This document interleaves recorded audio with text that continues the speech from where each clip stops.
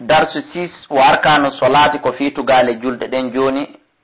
joni mi mana farillaji julde ɗin nanen ko sartiji julde ɗin joni ko farillaji julde ɗin ɗi nandi ha ɓattodiri kono naɗi gotum kono ɗi fof majji kala ko tata waɗaka gotum e mum e hoore teware hara julde nde boni farillaji julde ɗin arbata shara ko ɗi 14 ɗo kadi miɗo contandi on ɗi fino goto kala me wawa hunjurde ɗi mande to ɗi alqiyamu ma alqudura wa takbiratul ihram wa qira'atul fatiha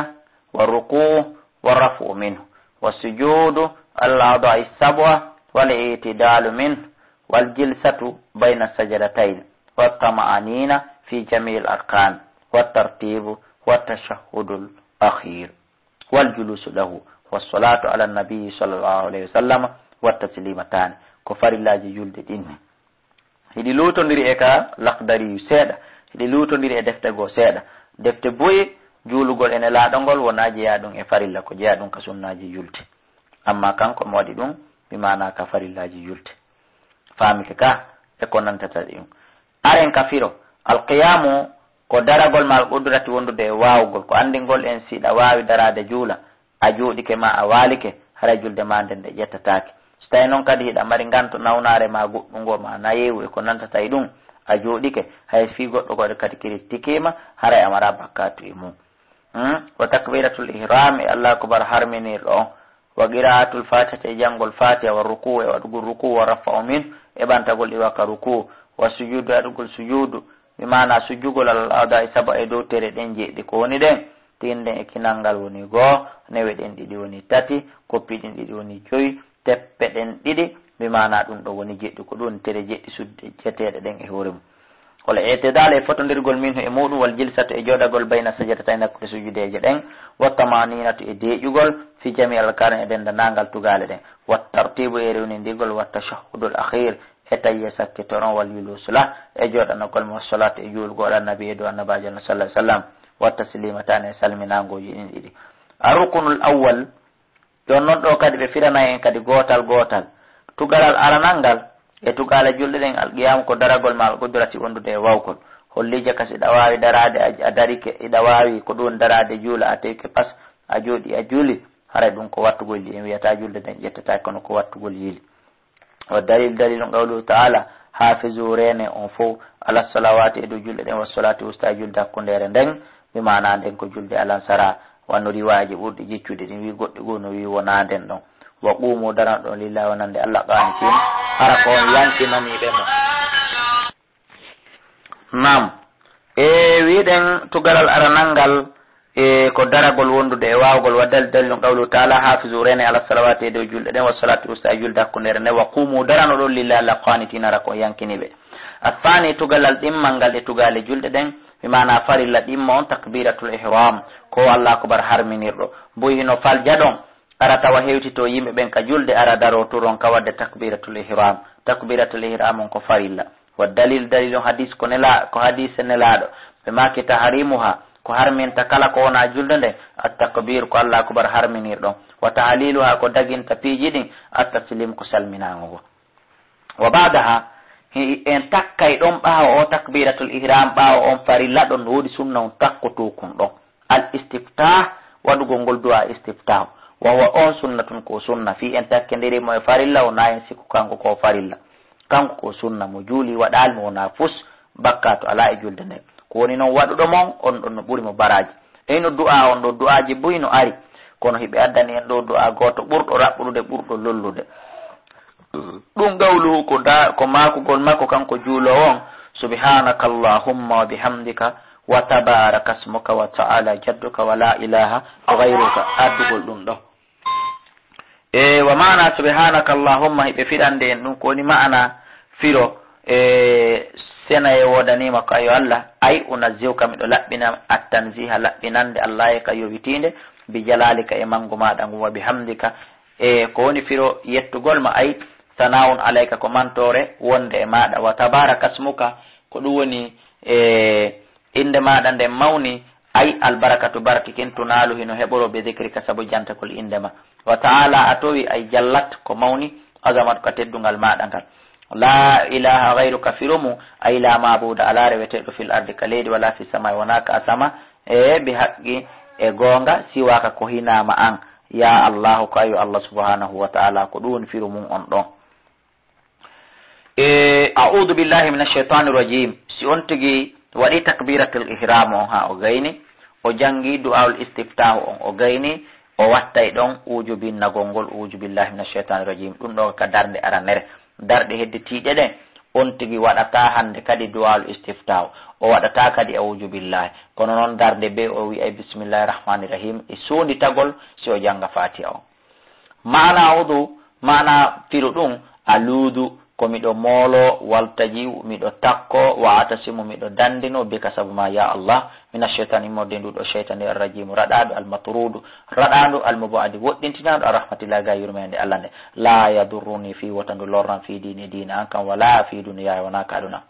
wa qira'atul fatiha e janngol fatiha rukunun ɗum kadi ko farilla fi kulli rakatin e kala darde kama fi hadis wono arde e hadis ne laaɗo make la solata julde alana liman lam yaqra kala mo janngal bi fatihatil kitab wa hiya ko fatiha ummul qur'an woni nene deftere nde. bismillahir rahmanir rahim on tigi watta bismillahir rahmanir rahim on si yahana fatiha barakatan ɗum ko barke watti anatan ko ɗum woni e wallinorgol barakatan ko barki watti anatan mi mana e wallinorgol ko ɗum woni bismillahir rahmanir rahim. hiɗen natande noon joni hande kadi e tafsirugol bi mana firgol legoy fatiha o tugalal jeeya ɗum e tugale julde ɗen joni. alhamdu yettoje ɗen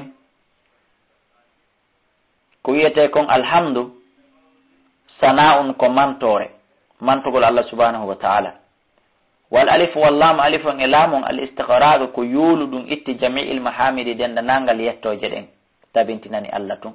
wa amma al jamilu amma hunde labande alladi nden lasun ala hunde gollal ala e mum fihi muɗum mislul jamal sifa ko laba wonawe ko nanditata ɗum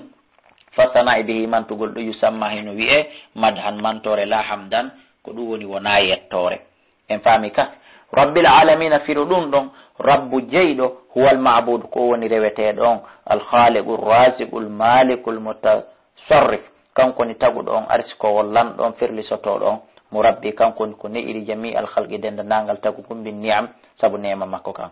al alamina tagore nden kullu ma si wallah kala ko hina allah alamun ko tagaɗum wawo kanko allah rabbul jami woni jeyɗo dendanangal tagore nden. arrahman rahmatan yurmede ammatan huuɓitande li jamil makhluqati dendanangal tagore nden kaɗuna ɗo. arrahim ɗum ɗon rahmatan ko yurmede khasatun hertaninde bil mu'minina gomniɓe ɓen tun ka lahara. wa dalilu qawluhu ta'ala wa kana kanko allah walatanike bil mu'minina gomniɓe ɓen ka lahara rahiman ko yurmeteɗoɓe. maliki yawmiddin ay yawmul jazai ko ñalande joddi wal hisabe hasbore yawma kullun ñande kala yujaza yoɓete be mali golle mum ɗen in khayran fa khayran soko moƴƴi on tigi golli koko moƴƴi o yoɓete wa in sharran fa sharran so tawi koko boni on tigi golli koko boni kadi o yoɓete yo allah waɗa en ko moƴƴi. o dalil qawluhu taala wa ma adraka andama yawmuddin thumma ma adraka ma yawmuddin yawma la tamliku nafsun ko ñande tawi wonki wawana li nafsi wonki go shay'an hay hunde wal amru fiyake ɗen fof yawmadin nden ñande lillahi ko allah waɗani. wal hadis hadis on anhu koko ƴetta e makko alkays ko wiyete ƴoƴuɗo man dana nafsa kon wawɗo wonki munki wa amila o golli lima ba'da al maut kon kontiri ɓawa mayende. wal ajisu ko wiyete ronkuɗo man atba nafsahu ko on jokkinɗo wonki munki hawa ha ko welataki kon watamanna o jooɗi o yeli alallahi ka alal amaniya yelaji. iyyaka na'budu firo ɗum ay la na'budu min rewata gayraka ko hinama an allah ahadun ɗum ko ahdi baynal abdi wonde hakkunde jiyaɗo wa bayna rabbi e hakkunde jiyaɗo makko on wandete ka tafsiru men ne ka qur'an ka suratu araf ko ɗo woni ko indiki ɗum ɗo moƴƴa.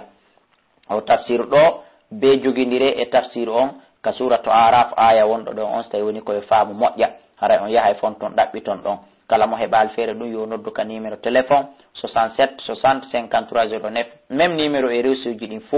en wawa yuɓɓidirande ɗon on tigi embere ko famuɗen kon e mum. ay la yu'bad la ya'budu be mana on tigi rewata illa iyyahu sona allah. wa iyyaka nasta'in on kadi toujours ahadun ko ahdi baynal abdi wa bayna rabbi wondi hakkunde jiyaɗon e jomum allah yasta'ina nde o ɗaɓɓirta ballal be hadin hay e goto gayra allah. ihdina siratal mustaqim mana ihdina fewni men dulluna tindi men warshidina fewname wa thabbitina tabintiname o suratu lawol al islam fandangol al islam ko islam wa qila wiyama rasulu ko nelaɗo wa qila wiyama al qur'an ko qur'an o wal kullu ɗiɗo fof haɓɓun ko gonga ka ko addu mba e ɓandu makko no mba hersire ɗiɗo fof ko gotum wal mustaqimu koni fewgol ngol alladi ko ngol lawol ngol andanɗa hoorema la iwaja fi o ñorgal o alana e mo sirata alladina anamta alayhim ay tariqul mun'am ko lawol ɓen neminaɓe alayhim e dow mum wa dalil qawluhu ta'ala wa man yuti illaha kala ɗoftiɗo allah wa rasula fa ulaika haray ɓen ɗo ma alladina ɓe wondo e ɓen an'ama allahu ɓe allah nemin alayhim e dow muɗum ɓe suratu maryama sifani en ɓen fi mum indikaɓe ka suratu maryam min annabiyina wa siddiqina wa shuhada'i wa salihin wa hasuna moƴƴi ulayka ɓe ɗo rafiqan wondiɓɓe yo allah waɗ ɓe ɗo wondiɓɓe men adna e lahara ghayri lmaghdubi alayhim wom kon ɓen alyahudu maahum no wonde maɓɓe ɓe manalego hiɓe mari ilmum gande kono nafata walam yamalu bi hiɓe gollitirali gande ɗen nasalullah eɗen toro allah an wi janni baka nde woɗɗintinanma an abdoullahi kala wonɗo jangude ɗo e an o wonɗo jentade tafsir abdoullahi kala yo allah woɗɗintinen en ɗiɗo kala tariqa hum e lawol ɓeɗongol jangi yaltali e majjere jangi gollitirali jangi hulali allah jangi ɗoftaki allah yo allah dande en ngal gandal wala dallin wohum kon ɓen annasara ko annasara chrétien yabuduna allah eɓe rewa ala ala jaalin e hoore majjere wa dalalin nasalullah ɗen toro allah eno janni baka nde woɗɗintinayma tariqam e lawol ɓen ɗongol kadi wa dalilu dallin dalilu majjuɓe qawluhu ta'ala qul wiw hal nunabbi'ukum tawi son acce min humpiton bil akhsarina amala alladina ko ɓen dalla ɓe tata majji sa'yum fil hayati dunya wa hum kamɓe yahsabuna heɓe sikka annam no kamɓe yuhsinuna sun'an koɓe moƴƴinɓe golle kono anda koɓe bonnuɓe golle wal hadis no ari hadis an ko yettanelaɗo sallah sallama kaɓe makila tattabi'unna wallahi onon ɓe mi yiiɗo na wasi o tindinayi en woni ko gikku men ngun woni worude onon ɗo on jokkay sunana laawi man qabilakum aditiɓe on haduwal quddati bil qudda cuddulol e cuddulol teppere e teppere hatta law dakhalu ha haysi ɓe naato e juhura dabbin e luuro yendu onon ɓe mi yiiɗo la dakhaltumuhu on naatoya e nder luuro kon waccita cuuɗi mum ɗi naaton ka nder gayɗe e ɓaala ya rasulullah sallah sallam sahaba ɓen inni nelaɗo alyahudu wan nasara ko alyahudu an nasara on ko fandiɗa ɗo wonde men jokkay ɓaala nelaɗo make faman ko hombole akhrajahu ko boukhari muslim ko yaltini hadise on haray o ñande o hadise wolete nden ñande hari ɗum no ngalɗini saabi julɓe wurunoɓe nden ñande fof koɓe contrôle yahuda en nasara kala mo nde ñalande ɗo hande tawi wonde nelaɗo ko garanjo koko wi'a ko la yantiqu anil hawa in huwa illa wahyun yuha o wolata ko welatamo koko waɗata tun hande gareno julɓe jokkiri al yahuda en nasara ɓornande nden ko kamɓe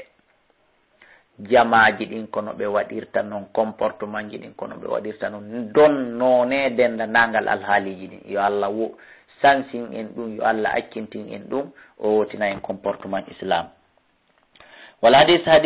sani ɗimmo kadi e laaɗo make tara iftaraqatil yahud al yahuda ɓen feccitike ala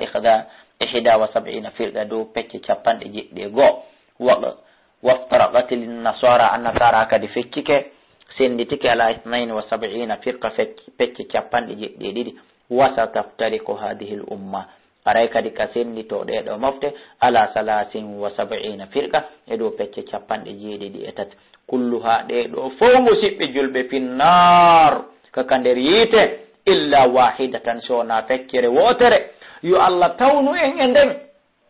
allahumma amin ɓulna minen sahabaɓe min nelaɗo man hiya ko bonata nde wotere daɗayde hakkunde 73 jeɗɗi fof ko yiite yaata ko honde woni nde daɗayde andi men nde min huwa ko nde huwata kon ya rasulallah kayo nelaɗo allah qala nelaɗo maaki man kana ala mithli ma ana alayhi ko kala wonɗo sifa komi woni ko e muɗum wa sahabi e sahabaɓe am ɓen kala wuriɗo no min wuridi juuliri no min juuliri rewi allah no min rewiri haray ko on ɗo wonata nden fedde musidɓe julɓe wakkilo ɗen janggen sira tun nabawi sira nelaɗon en tafsirinde wakkilo ɗen janggen suwaru min hayati sahaba nden kadi en tafsirinde anden konno ɓe sahabaɓe wuriri konno nelaɗo wuriri janggen firen qur'an e hadiseje nelaɗo ɗen e defte fiqhu ɗen anden ko honno nelaɗo wuriri ko honno nelaɗo rewiri allah jaka farillaji julde ɗin wonɗen hikki ɗon wa ruku e waɗugo ruku warrafu min e ɓantagol e wakka ruku ko ɗum woni wassujudu e sujjugol alal aada e sabba e dow tere ɗen jeɗɗi walla itidala e fotodirgol min e sujudu on wal jilsata e joɗagol bayna sajadatayn hakkude sujudeje ɗen ɗiɗo fof muɗum ko farillaji ɗiɗo fof hawtude majji fof yiɗi mari aya goto dalil ta hino mofti ɗi fof Allah dali wa dalil qawlu ta'ala ya ayuha alladina amanu ruk'u waɗi ruku wasjudu waɗon sujudu ayi wal hadith e hadith anu ƴettaɗo ne laaɗo kaɓe mako umirtam yamirama an asjuda nde mi sujjata ala sab'ati azumin e dow ƴeeɗen jeeɗiɗi en lintino ɗenade en yiltitotako e mu'um wa tamaninatu e tugalal goo ko deeƴugol fi jamil af'al e nder dende nangal gollel ni wa tartibu e rewnidirgol baynal arkani hakkude farillaji ɗi wa dalil ɗum ɗon kadi hadisul musi ko hadis o ɗo bonnunoɗo julde mum nde alegoy juuluɗo tawi nano juulirtenon legoy anabi hurayrata ƴettama ba hurayra qala o make baynama nahanu julusun tumade tawno tumɓeɗen jooɗi inda nabi takkone laaɗo sallah sallam ede dakhala tuma nde natuno ka juulirde rajulun gorko fa salla o juuli fa sallama o salmini ala nabi o juuli ha o gayni o wari o hiwrine laaɗo to gala jaka tawine laaɗo hino remarki ko no woni juulirde ɓe maaki irji ɓaawo ɓe hiwritike mo ha ɓe gayni ɓe maaki yilto fa salli juula fa innaka nan lam tusalli a juulali fa ala ha ko ni o gerdi ɗum sala sallaɓe tati o juula o arane laaɗo maka yilto juula a juulali so ha on sumati noon ɓe tindinimo tumma qala refte ɓe maki he kanko gorko on kam wiyaɗo yo filli no juuli on walladi mi wondiri on mbata kanne lirɗama bil haqqi saabu gonga nabiyan waɗuma annabajo la uhsinu gayra hada mi wata moƴƴinde julde ɓuuri no yirɗa mi warri ɗoni fa allimni andinan konno moƴƴinirte ɓuuri ni ay jaka goɗɗo ko yo hawku mawnintinare fa qala lahu nabiyu sallah sallam ne laaɗa Allah makanimo a hino no juulirteno yeeso ni ida ɓumta ila solati sa yimmani ke julde ne fakabbiru waɗu takbiratul ihram tumma qra refte janga mata yassara maka kala ko newanima min alquran tummar ka refte waɗa ruku hatta tatuma inna ha deƴaraki an ko a ruƴƴuɗo tummar fa refte ɓantoɗa hatta tatadila ha fotodira qayiman ko a dariɗo tumma sujudu refte sujja hatta tatuma inna ha deƴa sajidan ko a sujjuɗo tummar fa refte ɓantoɗa hatta tatuma inna ha deƴa jalisan ko a jooɗiɗo tumma fal dalika refte gerdani fi salati kay yuldema nde kulli ha nde fof mayre ɗon haray a juuli si tawi hawriti hari salligi on kadi hino timmi hiɗa marno longal ngal kadi hino loota ha timmi e wa tashahhudul akhir haray hino hikki ɗon tayya sakkitoro on ɗon kadi e rukunun mafrudun ɗum kadi ko tugalal farlingal e nder julde nden kama fil hadis wono arde hadis an ibnu mas'udin ko ƴetta abdullah ibn mas'ud radiyallahu anhu qala o maki kunna min laati kana ɓuulu meɗen wowlayno hari qabla an yufrada alayna tashahhud ko adi tayya farlede e hoore amen har meɗen innayno assalamu ala llahi min ibadihi assalamu ala jibril wa mikail ba noon on say fa qala nabi ne laaɗo sala sallam maki he la taqulu wotta on wiw assalamu ala llah jam e kisi e hoore allah min ibadi e modde jeeya makko ɓe fa inna allahu wassalam allah ko kanko ni hisuɗo komo hisini wo hisi walakin siko woni ɓuulu wiye attahiyatu lillah wassalawatu wattayibatu lillah assalamu alayka ayuha nabiyu wa rahmatullahi wa barakatuh assalamu alayna wa ala ibadillahi salihin ashhadu an la ilaha illa allah wa ashhadu anna muhammadan abduhu wa rasuluh laaɓuɗi ɗin wodani allah ɓuttu on eko laaɓi kon wodani allah jam ekisi woni e hoore ma kayo annabaji allah yurmede makko nden e barki makko kin jam ekisi woni e hoore amen minen julɓe heditiɓen kadi e hoore denda nangal jiyaɓe allah moƴƴuɓe mi seeditike ala reweteɗo siwona allah mi seeditike mouhammadou ko nela jiyaɗo allah nelaɗo allah ko ɗum ɗoni tayya o wa mana tahiyati mana ko wiyete kon laaɓuɗi ɗin ay jami'u ta'zimat ko denda nangal mawnuɗi mawninteɗɗi lillahi wodani allah mulkan laamu wastihqaqan e haqqen ingol mithlul inhinai sifa nayagol wa ruku e waɗugo ruku wa sujud e waɗugo sujud wal baqai e heddagol wa dawami e duumagol wa jami e denda nangal ma yuzamu bihi ko mawninirte ɗum ko rabbul alamin allah jeeɗo e nder nden fa ɗum ɗo fab lillahi wodani allah ko ɗum attahiyatu lillahi faman sarafa kala yiiluɗo wonciti min e ɗiɗo shay'an gokkunni le gayri llahi naɓani koyna allah fawa mushrikun haray on ɗo woni shirku ɗo kafirun kefeero desa wassalawatu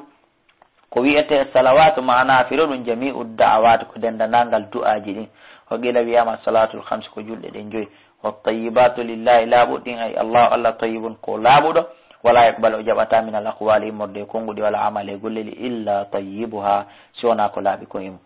assalamu alayka ayuha nabiyyu wa rahmatullahi wa barakatuh ɗum ɗo tadu ko haray adu ano toon an wonɗo juulude on linnabi wonande ne laaɗo bisalamati fi ɓutto wa rahmati e yurmede wal barakati e barke walladi oɗo yudo alahu ko du'anteɗo kanko ne laaɗo ma yudo ama allahi de o du'odetake wondude allah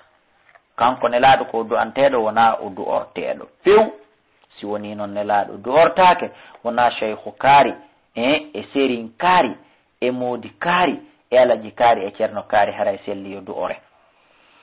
assalamu alayna ala ibadillahi salihin ay tusallimu ɗon a salminani ala nafsika e dow hoorema tigi an wonɗo juulude on wa ala kulli abdin e dow kala jiyaɗo won ɓe aduna allah on salihin moƴƴo fi samana ɗo ka kammu wal arde kalidi wassalamu ko wiyete kon ɓuttu du'a on ɗum ko du'a o salihuna moƴƴuɓen yudu alahum heɓe du'ane wala yudu awna ma allah heɓe du'odotake wondude allah ashhadu an la ilaha illallah wahdahu la sharika lah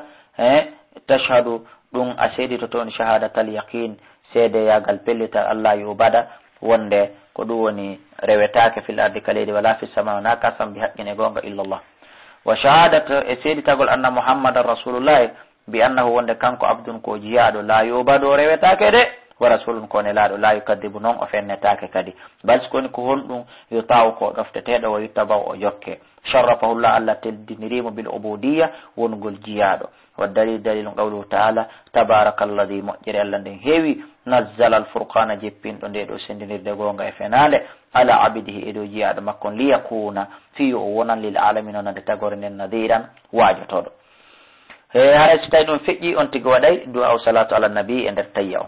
ɗum ɗon kadi ko allahuma salli ala muhammadin wa ala ali muhammadin kama sallayta ala ibrahima wa ala innaka hamidum majid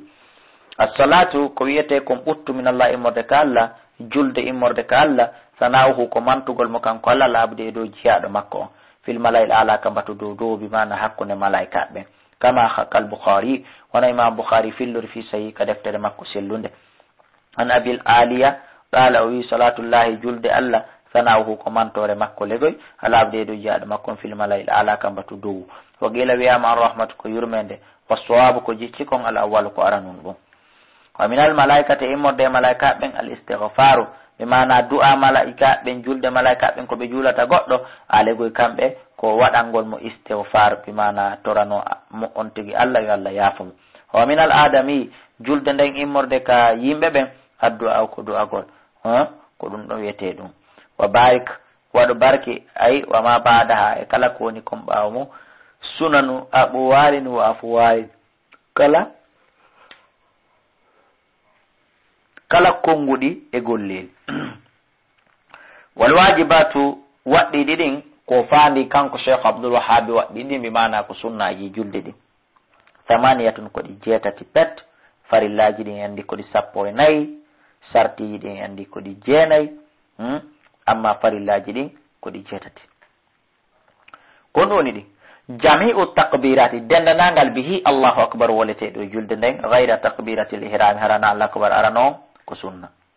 wa qalu yigol subhana rabbiyal azim ka ruku fi ruku'i ka ruku ko sunna wa qalu yigol sami allahu liman hamida allah nani o wonɗo mo yettude lil imami wonande imamu wal munfaridi e weddiɗe so wonti koni julnude hoore mum ko sunna wa qawlu wigo rabbana walakal hamdu yettore wodanima lil kulli wonande wonɗo wonɗo julnowo e julneteɗo wa qawlu wigo subhana rabbiyal ala fi sujudi ka sujudu wa qawlu wigo rabbi ighfirli bayna sajadatayn hakkunde sujudeje ɗen ha ka du'a on hatti ɗo wa tashahhudul awwal e tayya arano o wal julusu law e joɗanagol tayya ɗimmo tayya arano o ɗiɗo fo muɗum ko sunnaji julde fal arkan himo waɗande en peti e sujudu sahawi ɗo seeɗa wono cheikh ahmad wono cheikh abdourahmani akhdari waɗanno en noon kono oɗo kanko ala juutinde wo dendanagal tugale julde ɗen ɗeɗo 14 ɗe woluɗen ma taɗata min ha kala ko boni e majje kala ko yejjuta wadde e majje ala juula yejjita jangude fatiha ara juula yejjita wadde takbiratul ihram ara juula yejjita de rukuma yejjita salmingol masalan kanje tugal ɗen 14 kala ko boni e majje sahawan aw amdan foti on tigi yejjuto foti o falji foti o tewi batalati salatu hare julde nde boni bi tarki sabu accugol ɗum ɗon ko yo fuɗɗito wal wajibat ko wiyete kon sunnaji ɗin ma sagata kala ko boni min ha e majji amdan e teware tawi on tigi tewi kadi yawiti inni modi ha ɓay ko sunna ni ɗon kadi aray batolati solatu julde nden boniri bi tarkiya saabu accugol ɗum wa sawan say noon on tigi yejjuto jabarahu haray heɓɓay ɗum wattay ɗum assujudu waɗugol sujudu lissahwi wonande sujjugol fi yejjutuɗo ka julde wallahu ala wa alam.